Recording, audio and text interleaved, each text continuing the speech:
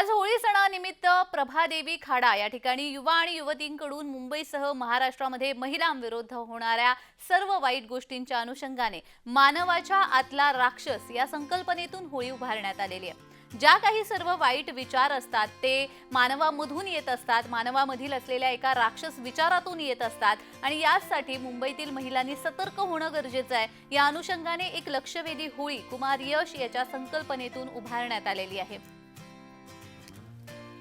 कशी आहे ही होळी आणि नेमकं काय म्हणणं आहे यशचं हे जाणून घेतलंय आपले प्रतिनिधी शुभम उमाळे यांनी। पाहूया।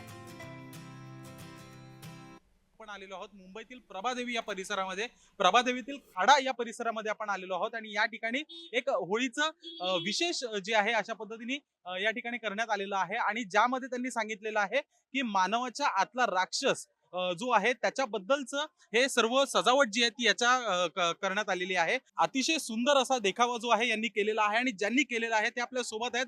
यश आहे आपल्या सोबत। यश, काय सांगशील, कोणत्या संकल्पनेने तू हे डेकोरेशन केलंय?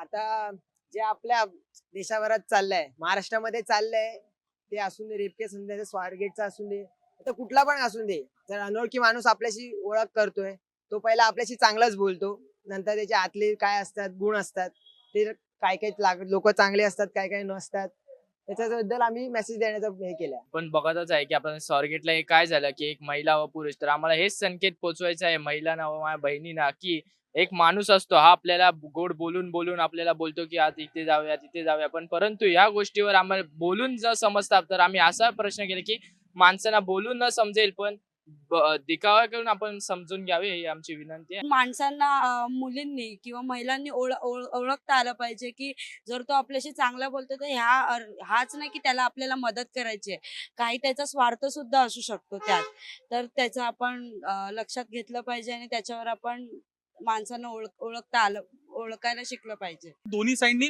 रस्ता आहे, लक्ष वेधणारी असं हे डेकोरेशन जे आहे यांनी केलेलं आहे आणि त्याचमुळे कुठेतरी याच्यातनं एक चांगला संदेश जो आहे तो समाजामध्ये जात आहे।